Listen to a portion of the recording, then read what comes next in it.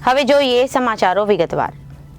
BSF દ્વારા જખૌના coastal વિસ્તારમાંથી search operation દરમિયાન બે અલગ અલગ જગ્યાએથી ડ્રગ્સના 27 પેકેટ ઝડપી પાડવામાં આવ્યા હતા।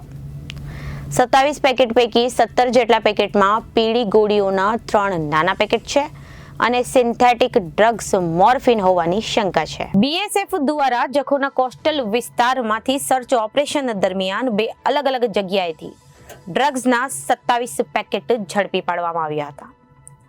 27 પેકેટ પૈકી 17 જેટલા પેકેટમાં પીળી ગોળીઓના 3 નાના પેકેટ છે, જે સિન્થેટિક ડ્રગ્સ મોર્ફિન હોવાની શંકા છે।